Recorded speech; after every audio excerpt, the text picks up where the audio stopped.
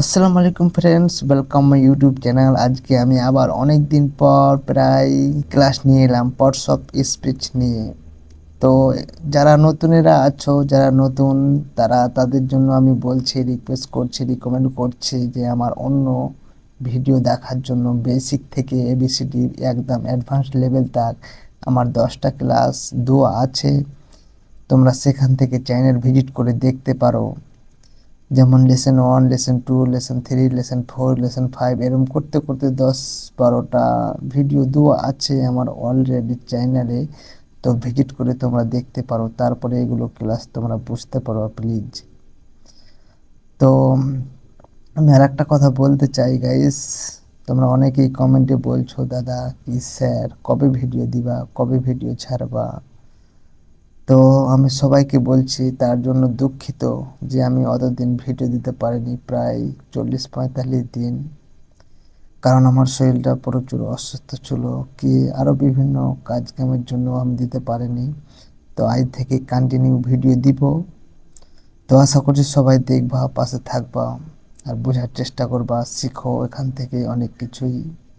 আর আমি শেখার জন্য তোমাদের পাশে আছি।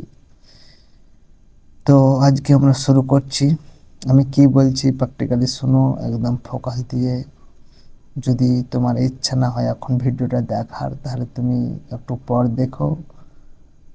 হয়তো মন ফ্রেশ না থাকলে, মাইন্ড ফ্রেশ না থাকলে এক গ্লাস জল খাও, মাইন্ড ফ্রেশ করো, তারপরে আমার ভিডিওটা কন্টিনিউ দেখো বা শোনো। চলো let's go to start. Parts of speech 8 প্রকারের। আমি কি বলছি, পার্টস অফ স্পিচ 8 প্রকারের। অর্থোক্ত সেন্টেন্স এ 8 রকমের পদ ব্যবহৃত হয়, যেমন নাউন বিশেষ্য পদ, নাউন সর্বনাম পদ, অ্যাডজেক্টিভ বিশেষণ পদ, ভার্ব ক্রিয়া পদ, অ্যাডভার্ব ক্রিয়া বিশেষণ পদ, প্রিপোজিশন সম্বন্ধসূচক অব্যয় পদ, কনজাংশন সংযোগ সূচক অব্যয় পদ, ইন্টারজেকশন আবেগ সূচক অব্যয় পদ।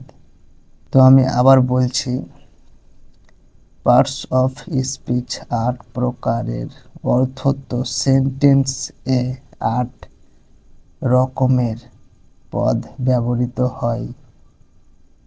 সেন্টেন্স মানে কি, একটা লাইনের ভিতরে 8 রকমের ওয়ার্ড ব্যবহৃত হয়, এটা আমি বোঝাতে চাইছি। যেমন নাউন বিশেষ্য পদ, নাউন সর্বনাম পদ, অ্যাডজেক্টিভ বিশেষণ পদ, ভার্ব ক্রিয়া পদ, অ্যাডভার্ব ক্রিয়া বিশেষণ পদ, প্রিপোজিশন সম্বন্ধসূচক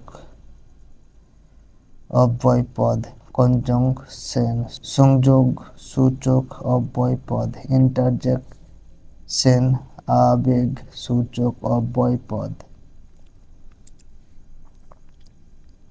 মনে রাখতে হবে, প্রিপোজিশন, কনজাংশন, ইন্টারজেকশন হলো বিভিন্ন ধরনের অব্যয় পদ। এবার প্রত্যেক পার্টস অফ স্পিচ সম্পর্কে বিস্তারিতভাবে আলোচনা করা হচ্ছে। নাউন বিশেষ্য পদ, যেসব ওয়ার্ড দ্বারা ব্যক্তি, বস্তু, পদার্থ, স্থান, কাল, গুণ, দোষ প্রভৃতি বোঝায় সেই সব ওয়ার্ডকে বলে নাউন বা বিশেষ্য পদ। যেমন সুদীপ, রিয়া, শ্যামল, পাই প্রভৃতি ব্যক্তির নাম। বুক, পেন, চেয়ার, বেঞ্চ প্রভৃতি বস্তুর নাম। ওয়াটার, মিল্ক, টি, কার্ড প্রভৃতি পদার্থের নাম। ইন্ডিয়া, ওয়েস্ট বেঙ্গল, কলকাতা প্রভৃতি স্থানের নাম। সুইমার, ওয়েন্ডার, ডে, নাইট প্রভৃতি কলের নাম। হনস্টে, বেউটি প্রভৃতি গুণের নাম। কর্টি, মার্ডনেস প্রভৃতি দোষের নাম। উপরোক্ত উদাহরণগুলি থেকে স্পষ্টই বোঝা যাচ্ছে যে কোনো কিছুর নাম বুঝালেই সেই ওয়ার্ডটি হবে নাউন বা বিশেষ্য পদ। কোন ওয়ার্ডটি নাউন তা চেনার সহজ উপায় এক, যা চোখে দেখা যায় তা নাউন, যেমন মানুষ, পাখি, পশু। কলম, বই, চেয়ার, বেঞ্চ, আলমারি, ঘর, বাড়ি, মন্দির, মসজিদ প্রভৃতি। যা কানে শোনা যায় তা নাউন, যেমন শব্দ, গান, বাজনা, চিৎকার প্রভৃতি।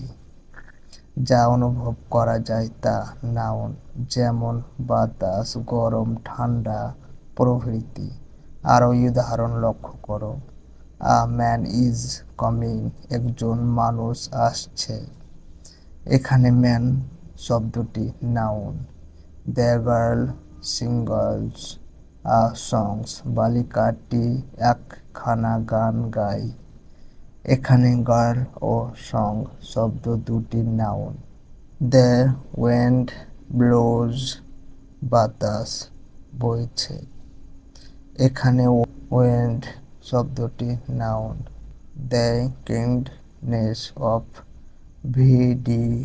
বিদিশাগার ইজ নোন টু ওয়াল, বিদ্যাসাগরের দয়ার কথা সকলেরই জানা। এখানে কিংডনেস ও ভেরিসাগার শব্দটি নাউন। তো আমরা সামনে আলোচনা করব প্রোনাউন, সর্বনাম পদ নিয়ে। তো গাইস, সবাইকে অসংখ্য ধন্যবাদ ভিডিওটা শেষ পর্যন্ত দেখার জন্য। তো যারা নতুন তারা চ্যানেলটিকে সাবস্ক্রাইব করে পাশে থাকিও, আর যারা অবশ্যই চ্যানেল সাবস্ক্রাইব করে রেখেছো তারাকে অসংখ্য ধন্যবাদ। তো এরকম ভিডিও পাওয়ার জন্য আমার পাশে থাকিও।